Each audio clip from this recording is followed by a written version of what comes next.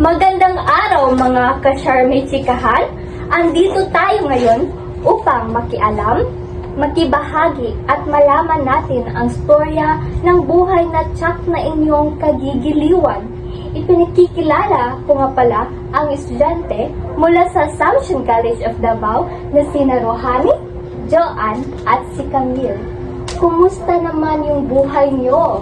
Okay naman po. Mabuti naman po. Kumusta naman yung college life nyo? Mahirap po, pero kakayanin. Sa'yo, Camille, ano ang inyong kwento sa buhay at paano mo nalagpasan ang iyong mga pagsubok? So, back then, nagkaroon po ako ng isang relasyon na akala po namin pareho na masaya, okay. Ngunit, nagkahantong po kami sa tinatawag nating stage na toxic relationship. So, ayun nga, parang nawawalan po kami ng oras sa isa't isa, lalo na sa Panginoon. So, nalagpasan ko po yun dahil po sa bumalik po ako sa pag-serve sa ating Panginoon Diyos. Saan ka nagsisimba? Diyan po sa San Pedro Cathedral. Anong oras ka nagsisimba? Around 3 p.m. po. Okay. Sa'yo naman, Joanne, ano ang inyong kwento sa buhay at paano mo nalagpasan ang iyong mga pagsubok? Sa akin naman po, dati nung ako ay nagtatrabaho pa sa ibang bansa para matulungan ko ang aking mga magulang at maabot po ang aking mga pangarap, ay nakaranas ako ng lungkot at homesick sa aking pamilya. Sa saang bansa ka nagtatrabaho mo? Sa Singapore. Go.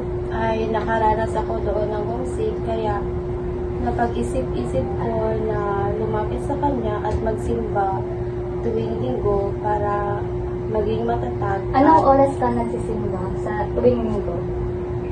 hapon po, mga 3. Yun lang. Ikaw naman, Rohani, ano ang iyong kwento sa buhay at paano mo nalagpasan ang iyong mga pagsubok? Sa akin naman po ay tungkol po sa pamilya. Madalas po kasi kami hindi nagkakaintindihan at madalas ko rin pong sinasagot, lalo-lalo na yung aking nanay kasi po madalas niya po akong sabihan na maldita at tahimik at may sariling mundo dahil hindi daw po ako mahilig magkihalubilo sa mga aking mga kaibigan. Yun naman po kasi ako, hindi naman po kasi ako mahilig makihalubilo at lagi na lang po kasi ako nasa bahay. At saka nalampasan ko Hindi po. ka mahilig lumabas sa bahay? Madalas lang po, kung gusto ko lang. Tsaka nalampasan ko po ito sa pamamagitan ng palaging pananampalataya sa Diyos at sa tulong ng aking mga kaibigan at saka binago ko rin po yung aking attitude para mas magkaintindihan kami ng aking pamilya at magkaroon din ng mabuting relasyon sa ibang tao. Anong oras ka naman nagsisimba?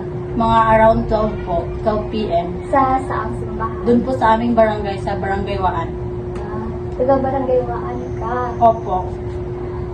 Ikaw naman, Camille, paano mo nakilala ang Panginoong Diyos base sa iyong naranasan?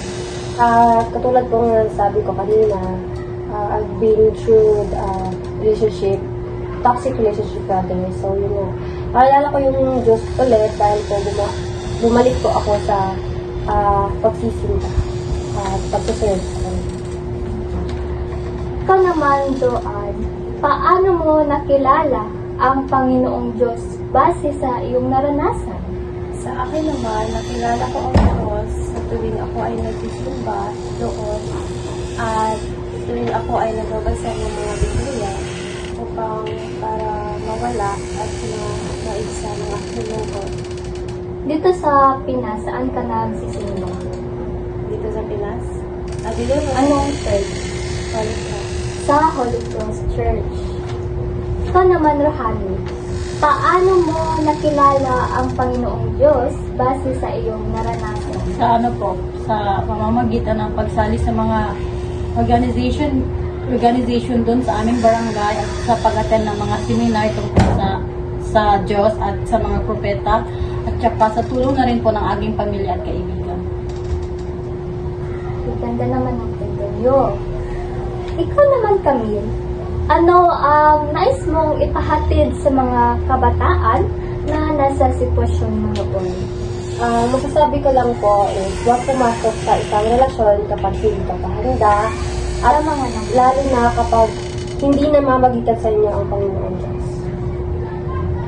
Ikaw naman, Joanne, ano ang nais mong ipahatid sa mga kabataan na nasa sitwasyon mo noon? Ang nais kong ipahitig sa mga kabataan ay maging matatag lang sila, huwag kalimutan tawagin ng Diyos upang hindi sila mawala ng landas at At yun lang. Okay. Ikaw naman, Rohani, ano ang nais mong ipahatid sa mga kabataan na nasa sitwasyon mo noon? Ang nais ko lang pong insight sa kanilang lahat ay ano po, lagi po tayo manampalataya sa ating Panginoon at saka lagi po nating mahalin ang ating pamilya at respetuhin dahil ang ating pamilya ang gumagabay sa lahat ng ating kinakaharap na mga pagsubok sa ating buhay. Yun lamang po. Maraming salamat sa mga kasagutan nyo. Tunay naman na kayang-kaya nila maging matatag at malagpasan ang kanilang mga pagsubok. At naway tayong lahat ngayon ay maging mabait sa kapwa-tao at ipagpatuloy natin ang magkaroon ng pananampalataya sa Panginoong Diyos.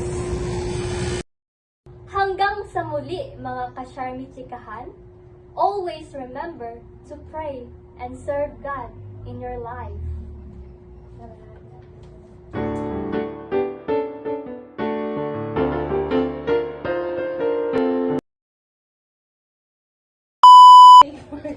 Yeah, 3, 2, 1, go. Magandang araw, mga ka-Sharmi Chikahan. Andito tayo ngayon upang makialam, makibahagi at malaman natin ang storya ng buhay na tsak na inyong kagigiliwan.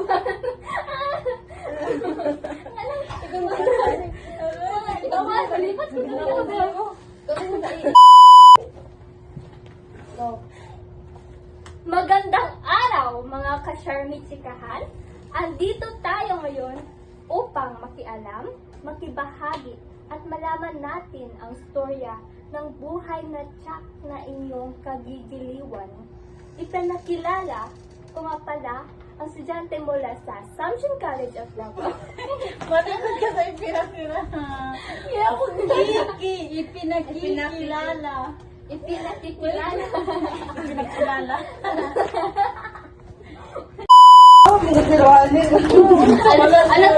Magtanong sa ko ate. Ano?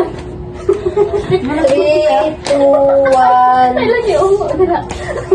3, 2, 1, go. Magandang araw, mga ka-Sharmi Chikahan. Andito tayo ngayon upang makialam, makibahagi at malaman natin ang storya ng buhay na tsak na inyong kagililiwan. Stop, mamiga mo lang. Stop.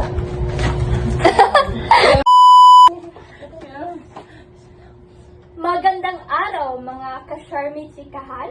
Andito tayo ngayon upang makialam, makibahagi at malaman natin ang storya ng buhay na tsak na inyong kagigiliwan. Ipinakikilala ko nga pala ang estudyante mula sa Assumption College of Davao na sina Rohani, Joanne at si Camille. Kumusta naman yung buhay niyo? Mabuti naman po. Kumusta yung college life niyo? Mahirap po, pero kakayanin. Sa'yo kami, may tanong ako sa'yo. Ano ang nakakatawa?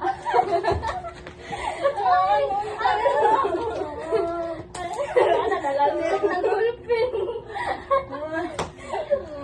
Kape na Hindi na ko kanapas. Si Joanne. Happy na ba na ganun ba?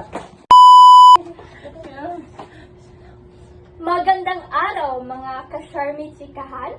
Andito tayo ngayon upang makialam, makibahagi at malaman natin